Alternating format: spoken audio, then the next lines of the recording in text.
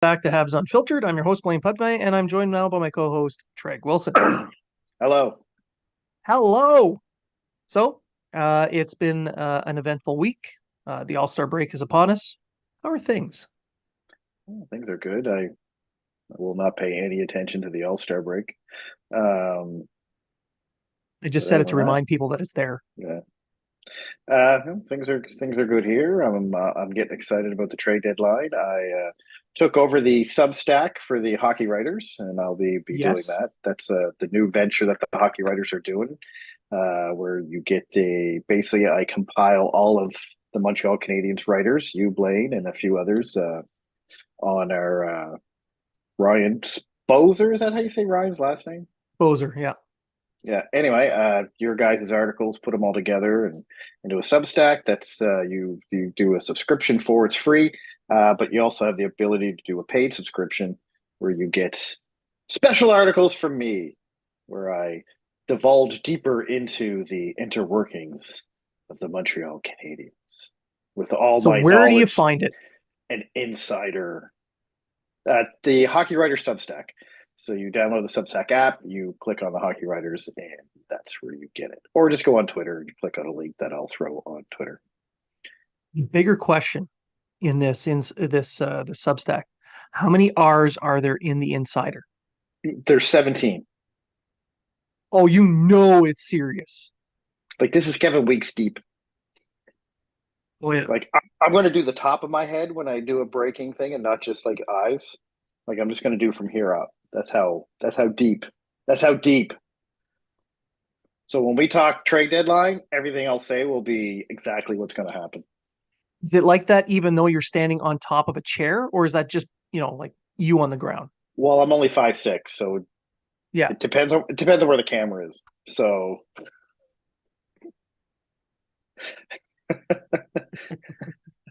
like All this right. chair here, I'll be honest, I can't really put my feet right on the ground because and it won't go down any Just lower. kicking It your feet. sucks. Doot, doot, doot, doot, doot. I have to make sure the wheels, the bottom of the chair is set up right so I can put my 2 feet on them.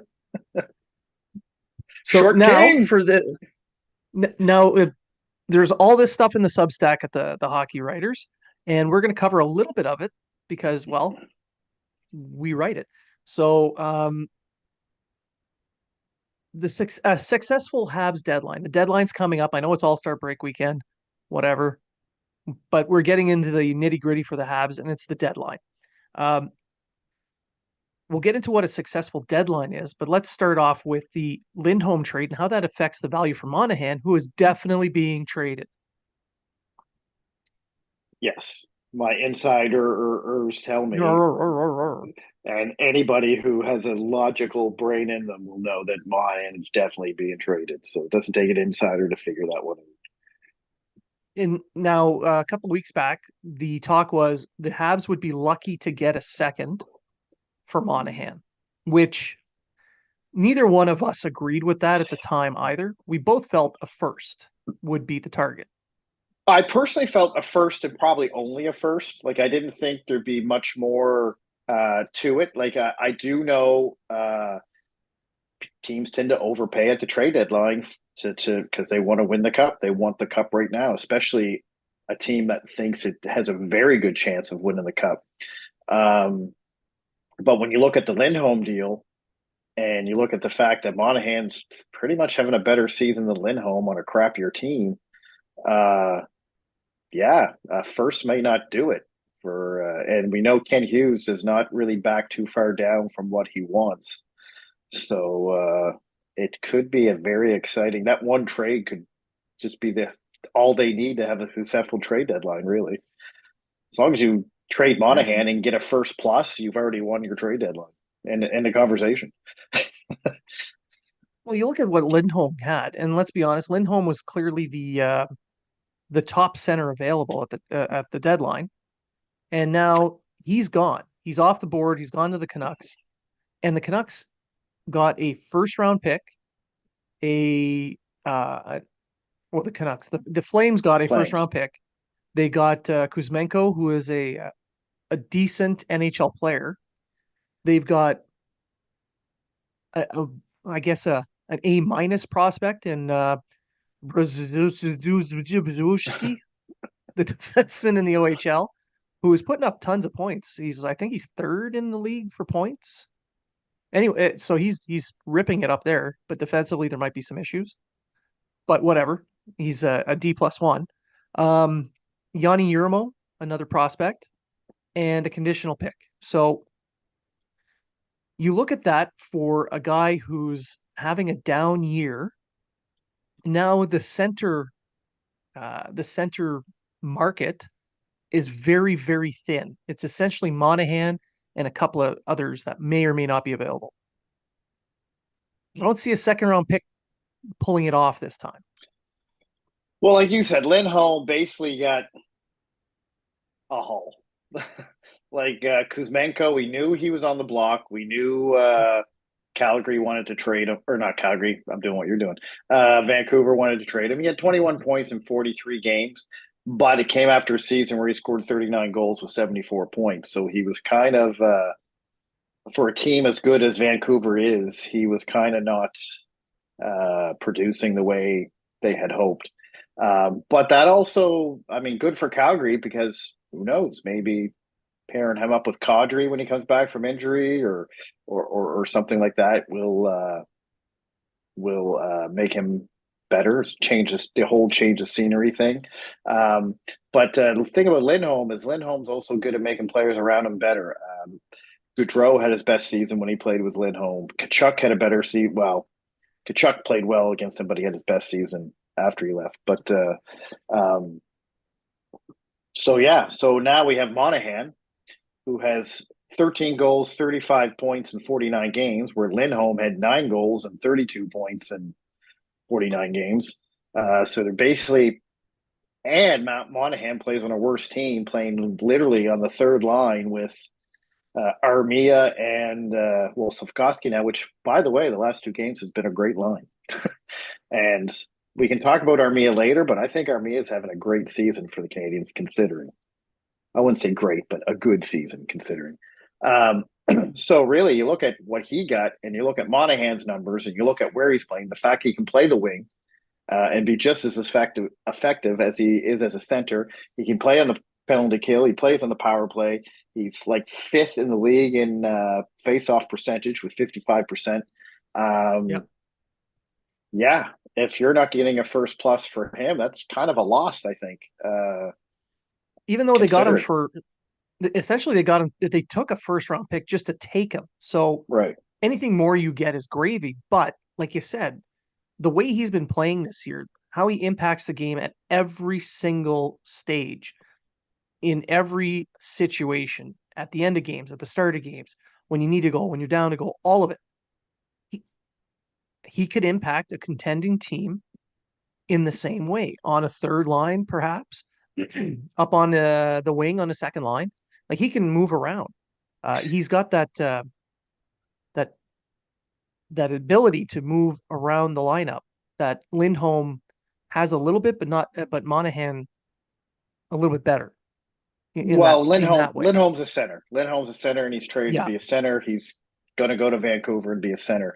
Monahan's a he's center, gonna and if help. you have Monahan as your third line center on a contending team, you're pretty deep, and that's what you want for a good playoff run. But like you said, this is the guy you can move up onto the second or even first line on a wing if you need that extra oomph to get some scoring, or if you need that, or whatever you need. Um, Monahan's the guy. Now there's lots of talk of where he's going to go or who might want him. Um, and I'm open to all of them. Our good friend Jeremy, he's writing an article now about Toronto trading for Monahan over in Editor and Yeah, Leaf. That's Editor and Leaf, the website, not the idiot Editor and Leaf Twitter guy. be very clear. Be Two very clear. different things. Just be very clear. So Um, so yeah, so that shows that even fans of these contending teams are very interested in getting Monahan, Yeah. and it's going to be a bidding war. So here's 2 things. I know I'm rambling on here, but here's 2 things about Monahan that make him better than Lindholm. His contract's only 1 point some odd $1 million. if Montreal wants to retain half of that, you're looking at 500 grand Yeah. for this guy to go through the playoffs. Montreal might do that because it's over at the end of the year and they're not stuck with it next year like they are with Petrie. Um, second, uh, what else? I forget what I was going to say. Uh-huh. And second, Monahan, like we said, Monahan can play anywhere you want him to play, which is another thing on Monahan on Lindholm. And I think he has more potential to be a better player going into the playoffs than Lindholm does. So I think if Hughes just settles for a first, now I think if he just settled for a first, he kind of didn't get enough for what he could get. Um, I mean, I know you did an article not too long ago. Maybe he should go after prospects instead of going after draft picks. Yeah. Um, but with Monahan, you can get both, and I think it could be an A level prospect and not a B level prospect, and a first round pick if you got the right team. Um, I'm not sure if you can get a first and an A level prospect, but I know you can definitely get an A level prospect and some kind of pick. And that's what I would definitely be leaning towards because Canadians, they've had a ton of picks already. They've got 22 picks over this year and next. That includes, I think it's five top 60 picks over the next two seasons. So why not try and get a prospect that fits a need? So you've gotten more of a sample size that you can assess them, see where they fit, and maybe you get someone that doesn't really fit the other team's program but fits yours. Yeah, they have 29 picks over the next 3 seasons. If they don't, as of right now, they only have 2 picks in the first 2 rounds this season. So that's why I think they may Yeah, the first round pick maybe if they can get it, they're going to go for it. Um, possibly. Yeah, I still think they can get an A level type prospect depending on the team. I mean, if we're talking Toronto, you're looking at Minton or Cowan.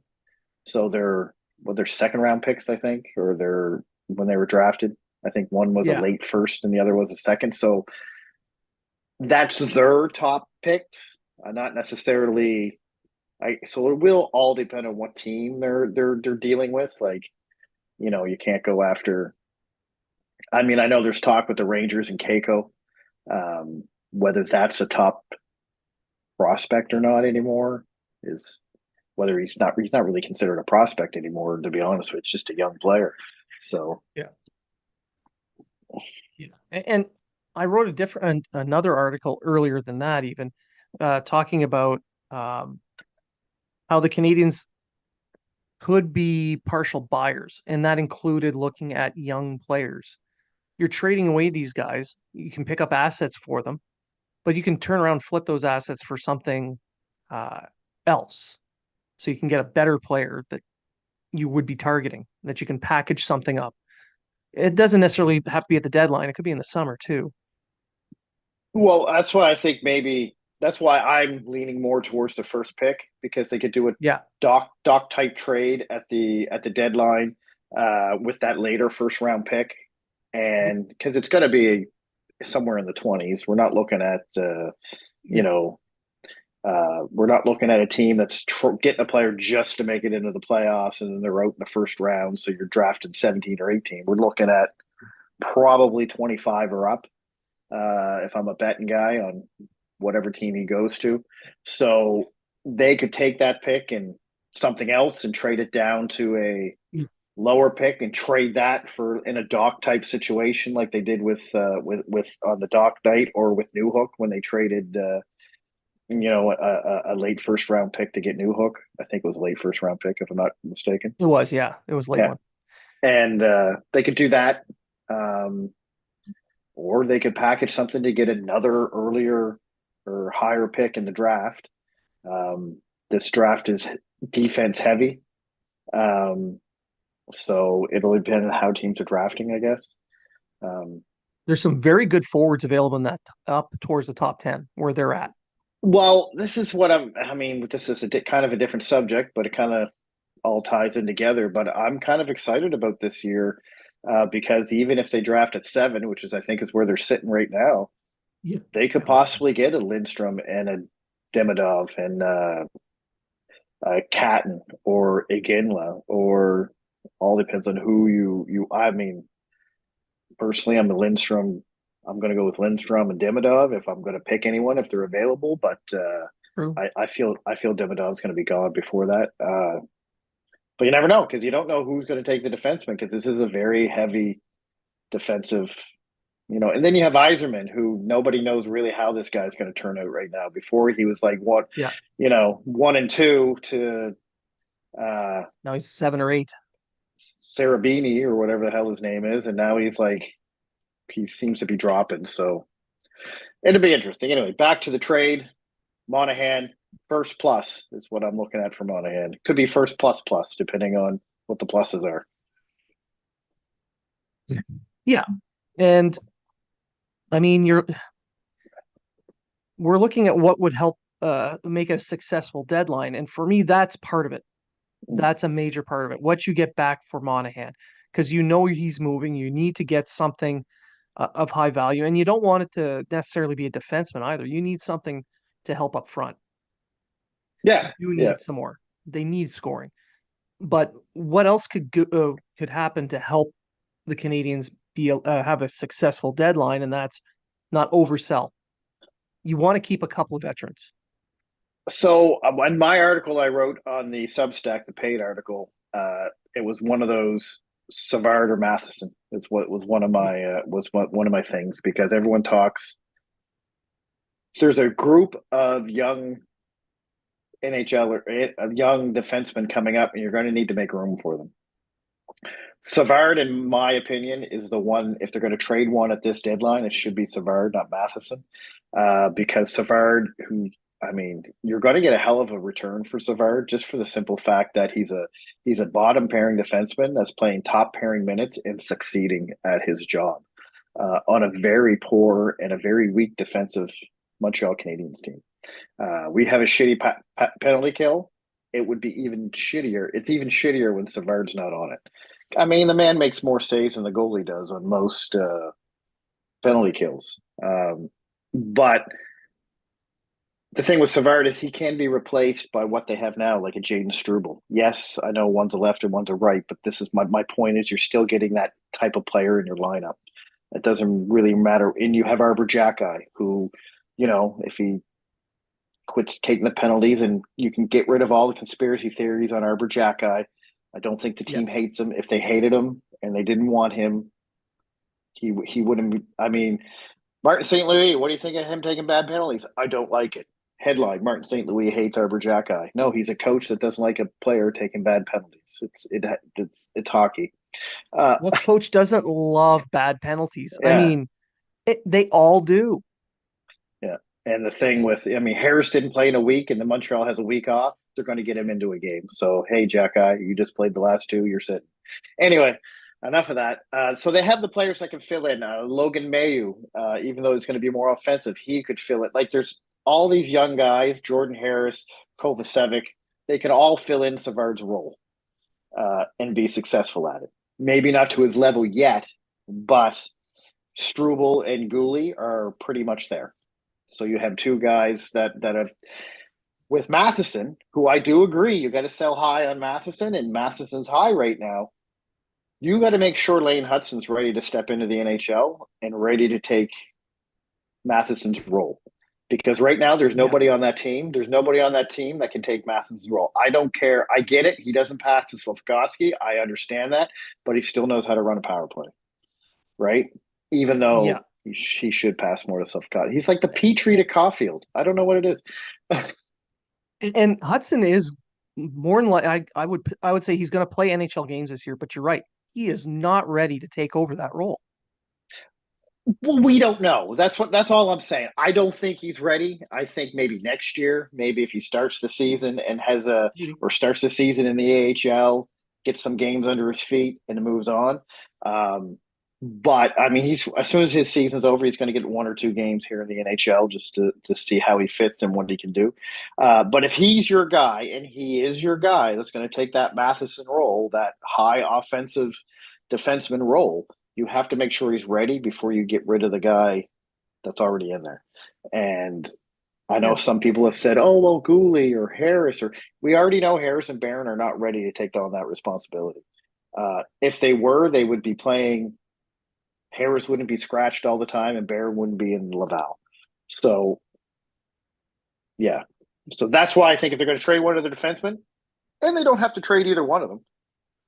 Savard is more value right now. I wouldn't trade him in the offseason. I'd either trade him at this trade deadline or next trade deadline because you're going to get full value out of him, maybe in a first round pick. For some reason, big defensemen like him, every team wants for the playoffs, and they're willing to throw whatever they can at them. Look at Ben Sherratt.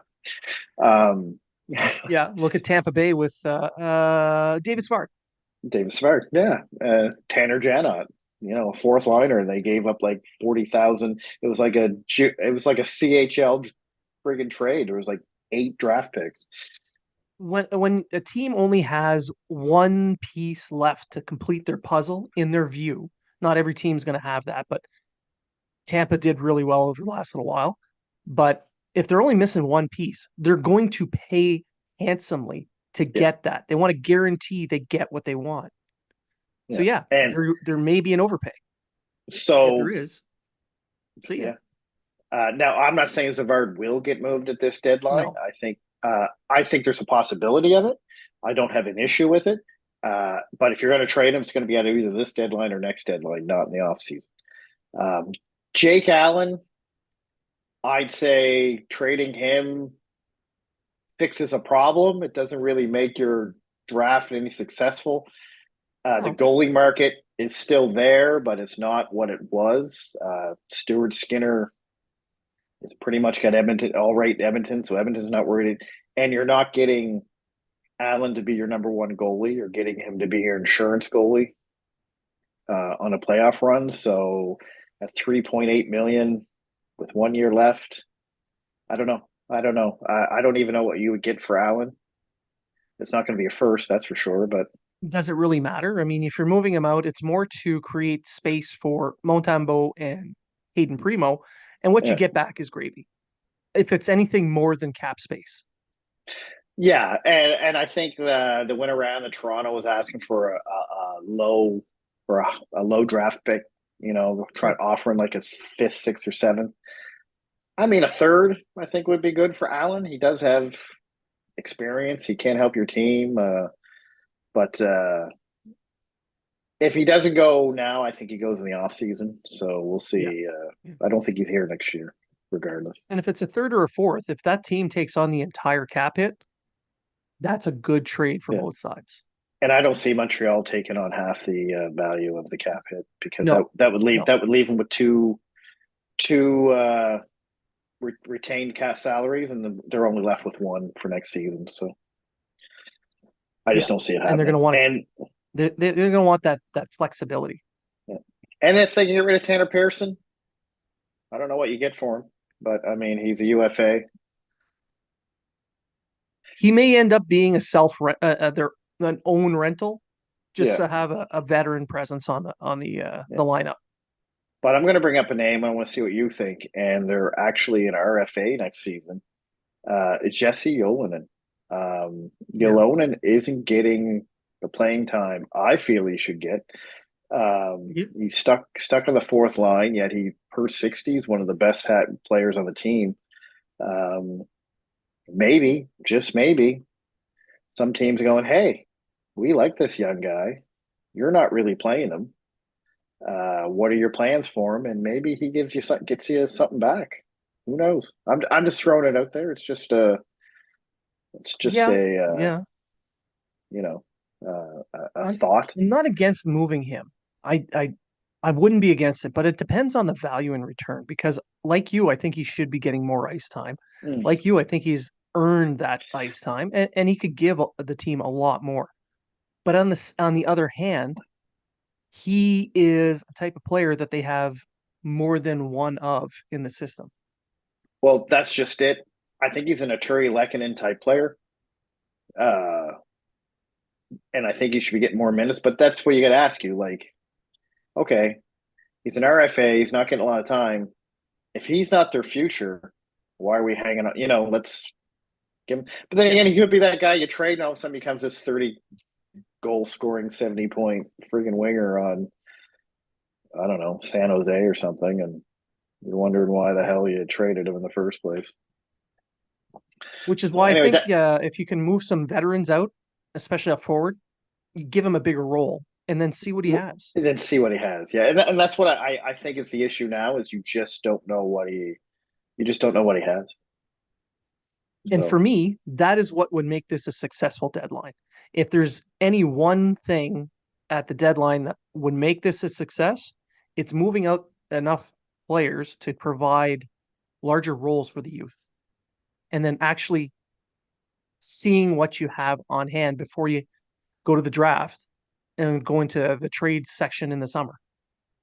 especially for someone like Joshua Waugh, who I thought he he probably deserves like Struble. I think he deserves to Yeah. stay in Montreal for the rest of the season. I was a firm keep him in Laval guy, but when I watched his 3 games I think he played in Montreal, two, Yeah. three, Yeah. Got 2 points in I 3 games. I was impressed. I was impressed. Yeah. He handled himself. He first game he was a little, of course, a little whatever, Mhm. but he by the second game you're like, wow, As a top six player. this guy's a top six player. So by next year, I think he is going to be on the roster. Mm-hmm. And there's an outside chance that Mayu is on the roster as well, which shakes things up on the blue line. But just keeping to the forward group itself, bringing Roy up changes things for next year. They don't have to hold on to some of these veterans, which again makes it important to move some out at this point in time. Out for sure. The only issue is a lot of the veterans I'd like to see moved out are centers, like Yeah. Dvorak and. But Armia, he's a free agent after next season. I Mm-hmm. think he Armia is having a pretty good season considering he's doing his job well. He took his demotion to Laval like a professional. He Sure did. he's great on the penalty kill. He's been I think he's playing great with Monahan and Slavkovsky, although I don't like Slavkovsky being on the third line and not the first line because I thought he did well there as well. Um, but how can you complain when lines work? So yeah, we'll see. We'll see. We'll see because he could be a guy that moves at this deadline. I doubt it. Not at 3.4 for the next 2 years for what he produces. Yeah. But it could be an off-season acquisition, and he could be the trade deadline guy next year that people are looking forward to. He'd be part of a cap balancing kind of deal too. Yeah, and I don't see him getting. Don't get me wrong. I don't No, see him getting a no. first or anything, but he could be their guy. So it's going to be interesting. Yeah. Now, before we go to commercial and then come back with the next segment, which is our mailbag, what is the one item you think is going to make this a successful deadline?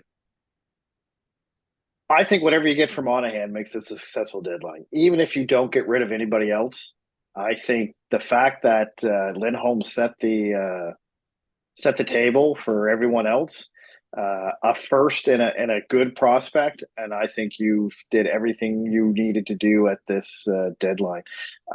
If you can move Jake Allen, that's a super plus win because you're getting that money off the table and you're fixing your goaltending issue, and you can bring up an extra forward or defenseman. So, Yeah, have that ability to not play just three centers because you don't have enough people. So that to me would make this yeah. successful. I look at it, I don't see a lot Montreal's really going to move, really, to be honest with you, because there's only two UFAs.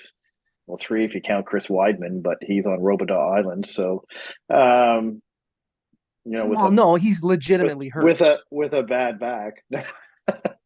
He's legitimately hurt. Otherwise, he'd be pushing for a job. Yeah. But so to me, yeah, get rid of Allen and whatever you get back for Monahan, and you've had a set. The opposite of what happened last year, where they did nothing. So Yeah, yeah. So a successful deadline is the anti 2023 deadline. correct. All right, so we'll end there. We're gonna go to a commercial break, and then when we come back, we're gonna answer the mailbag questions. We got a couple of really good ones, so enjoy the commercials.